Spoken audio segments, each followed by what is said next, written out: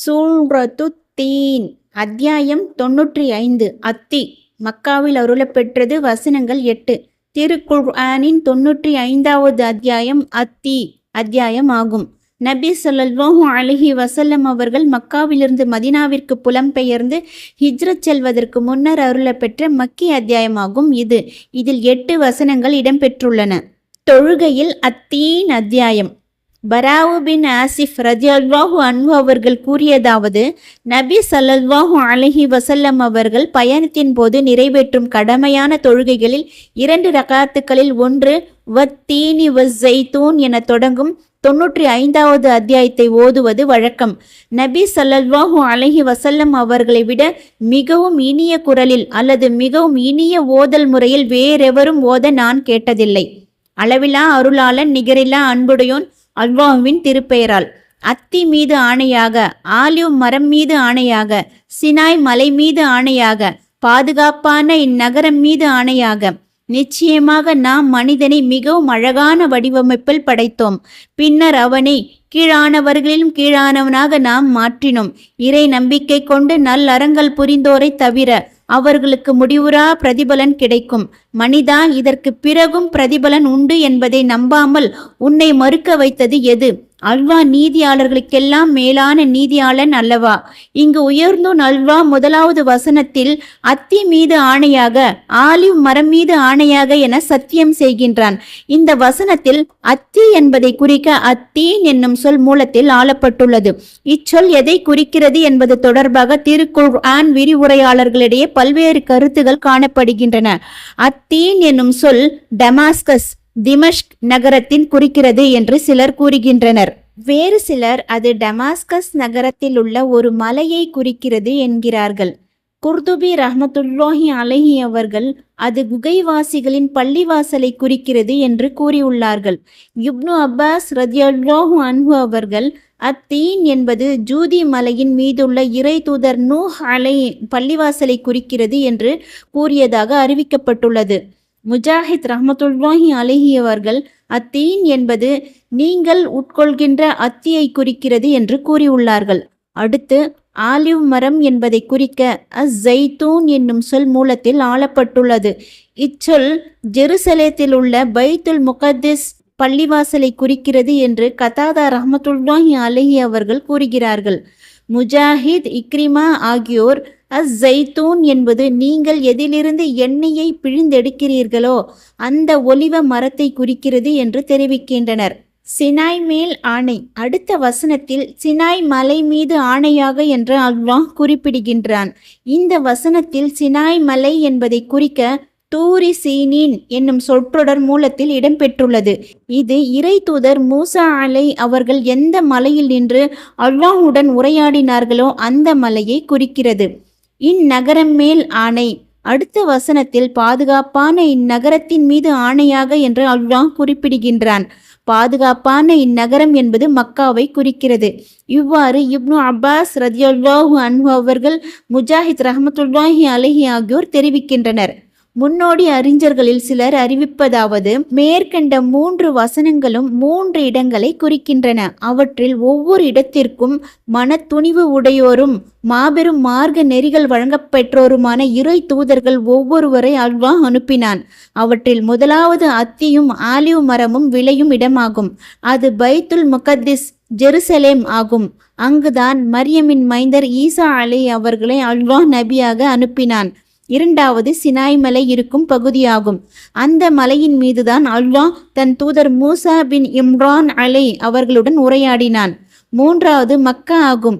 அதுவே பாதுகாப்பு மிக்க நகரமாகும். அதில் நுழைந்தவர் பாதுகாப்பு பெற்றவர் ஆவார். அங்குதான் முஹம்மது நபி ஸல்லல்லாஹு அலைஹி வஸல்லம் அவர்களை அல்லாஹ் தன் தூதராக அனுப்பினான். தோராவின் வசனம். மேலும் அந்த அறிஞர்கள் கூறியதாவது, தௌராத் வேதத்தின் இறுதியில் இந்த 3 இடங்கள் பற்றிய தகவல் பின்வருமாறு இடம்பெற்றுள்ளது. சினாயிலிருந்து கர்த்தர் வந்தார். கர்த்தர் செயிரியிலிருந்து அவர்களுக்கு உதயமாகும் ஒளி போன்று தோன்றினார். அவர் பாரான் மலையிலிருந்து ஒளி வீசும் வெளிச்சத்தை போன்று இருந்தார். சினாய், சேயிர், பாரான் இங்கு சினாய் என்பது எந்த மலையின் மீது அல்லாஹ் தன் தூதர் மூசா பின் இம்ரான் அலை அவர்களுடன் உரையாடினானோ அந்த மலையை குறிக்கிறது. சேயிர் என்பது எங்கிருந்து அல்லாஹ் ஈசா அலை அவர்களை தன் தூதராக அனுப்பினானோ அந்த பைத்துல் மக்திஸ் மலையை குறிக்கிறது. பாரான் மலைகள் என்பது எங்கிருந்து அல்லாஹ் முஹம்மது நபி ஸல்லல்லாஹு அலைஹி வஸல்லம் அவர்களை இறுதி தூதராக அனுப்பினானோ அந்த மக்கா நகரத்தின் மலைகளை குறிக்கிறது. இந்த நபிமார்களை பற்றி அல்லாஹ் குறிப்பிடும்போது அவர்களின் கால வரிசைக்கேற்ப அவர்கள் உலகில் தோன்றிய வரிசை முறைப்படி எடுத்துரைத்துள்ளான். இதனாலேயே இங்குள்ள வசனங்களில் புனித தல வரிசைப்படி முதலில் மிக சிறந்ததன் பைத்துல் முகத்தஸ் மீதும் அடுத்து அதைவிட மிக சிறந்ததன் சினாய் மலை மீதும் அதை அடுத்து அவ்விரண்டையும் விட மிக சிறந்ததன் மக்கா மீதும் அல்லாஹ் சத்தியம் செய்துள்ளான். அழகிய உருவில் மனிதன். அடுத்த வசனத்தில் நிச்சயமாக நாம் மனிதனை மிகவும் அழகான வடிவமைப்பில் படைத்தோம் என்று உயர்ந்தோன் அல்லாஹ் தெரிவிக்கின்றான். இதுதான் முந்தைய வசனங்களில் இடம்பெற்ற சத்தியங்களின் முடிந்த வாசகம் ஆகும். அதாவது நிமிர்ந்து நிற்கும் நிலை, உறுப்புகள் அனைத்தும் அழகில் சமநிலை, எழிலான தோற்றம், அருமையான வடிவமைப்பு ஆகியவற்றோடு மனிதனை தான் படைத்திருப்பதாக உயர்ந்தோன் அல்லாஹ் தெரிவிக்கின்றான். கீழிலும் கீழானவனாக. அடுத்த வசனத்தில் பின்னர் அவனை கீழானவர்களிலும் கீழானவனாக நாம் மாற்றினோம் என்று அல்லாஹ் குறிப்பிடுகின்றான். அதாவது அவனை நரகத்திற்கு திருப்பிவிட்டோம்.